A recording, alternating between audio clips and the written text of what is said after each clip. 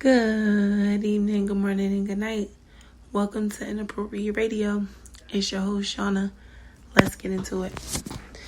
Hi guys. So, first and foremost, yes, I'm a little hoarse. I know it sounds crazy, but it's me. I think you can still make out what I'm saying, right? And I'm a little tired, so excuse my voice right now. That's number one. Number two, I want to actually apologize for not committing to going live at 12 on Sundays, but I have I've been trying to record and basically upload what I've been recording when I get the messages and the downloads of what I should be putting out there, and hopefully it's landing on the right ears and some strides are, being taken. I appreciate everybody those that have been tuning in and staying abreast on what's been going on Inappropriate Radio. I think I did tell you guys that we're going to start recording more. I'm just trying to find a day. I figured in the beginning that Sundays at noon would be okay because people are kind of just waking up and still probably laying in the bed if they don't have to work or go anywhere, and they could just roll over and listen, and just tune in for a few minutes. Sunday at noon, right? It's pretty much overall a down day, right? So I have been sitting there, and actually the message that I was supposed to put out right now, I'm not going to, because I know that I have to do a little more research, but I am going to kind of scratch the surface of some other things that might help us with other things. The ego. We have to learn to check our egos at the door, especially when we are placed in positions that can directly or indirectly affect other people, whether we know it or not. Most of the time, people don't realize that they're operating out of their ego. It's not a conscious thing. So that's why checking it and making sure when you make choices and decisions that you are coming from a place of fairness and, a just attitude, and not of that, of the ego. Some things have been going on around me, and I've been just paying attention and looking at the different personality types that I clash with. I've definitely been humbled myself over this past year and a half.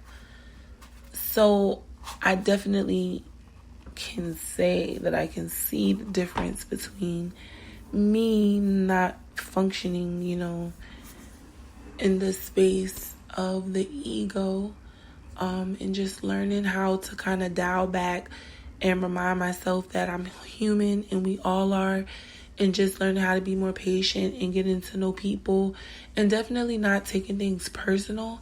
I think when you learn to not take things personal and to overlook petty things, it's easier for you to deal with people who are operating out of the space of the ego, simply because you've allowed yourself to be a little more mature than the situation that you're currently in, right?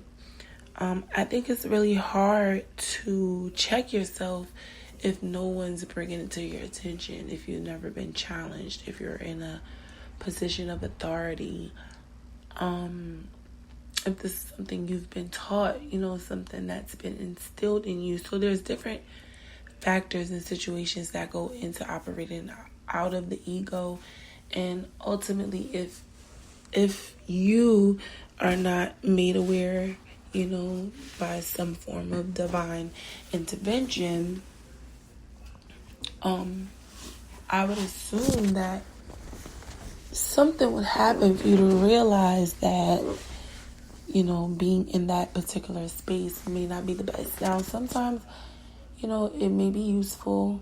I can't directly think of a situation off the top of my head, but I'm sure being egotistical can be beneficial at sometimes. But I'm saying overall, when you are building with the Most High and building relationships with others, it's important that the ego is removed.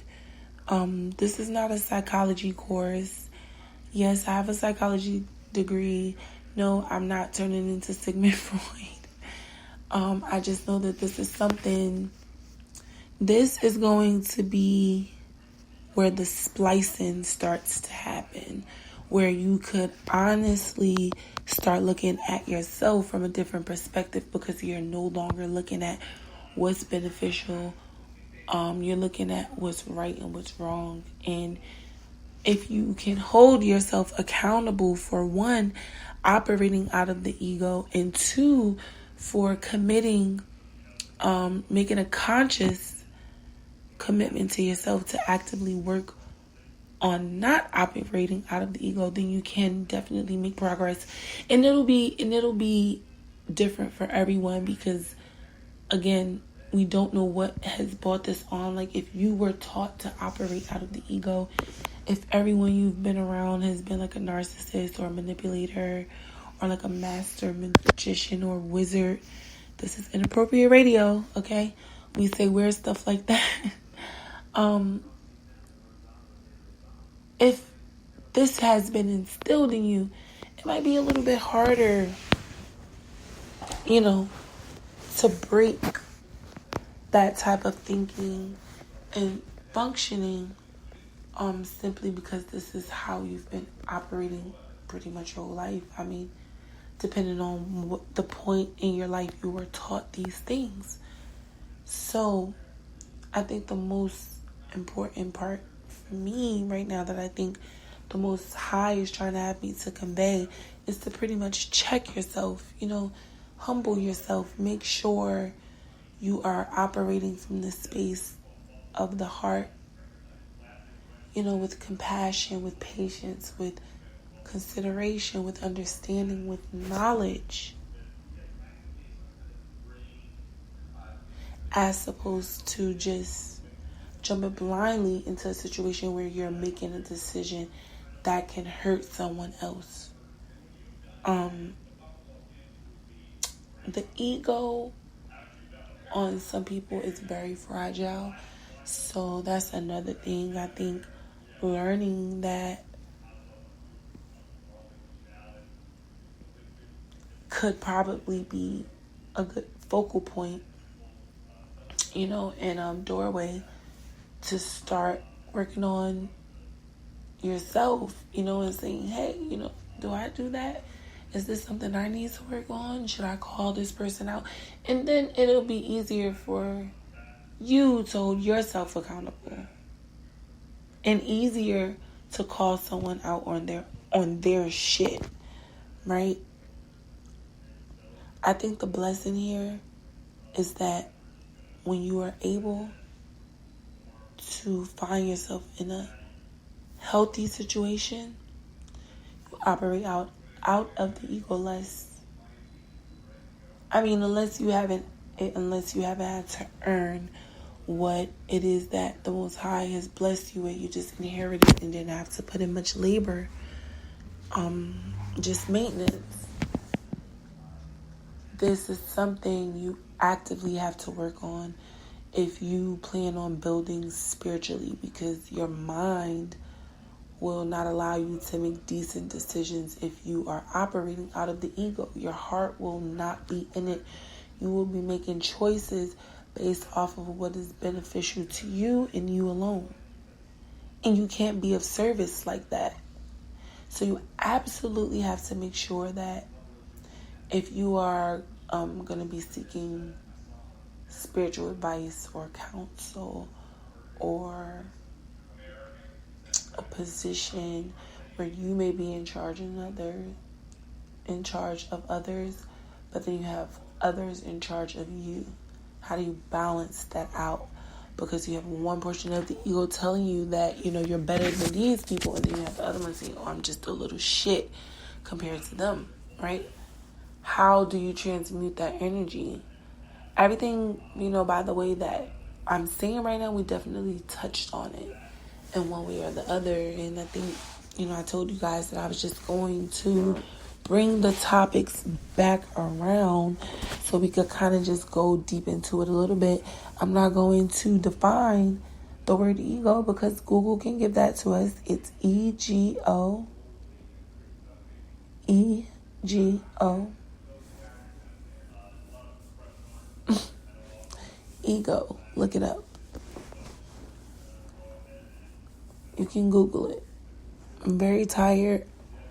That is partially one of the reasons why I didn't define it, because I felt it would be a waste of paper and a waste of time to actually get out the pen and the pad and start writing things down when we all know what the ego is. If you do not, I think it is imperative that you quickly find out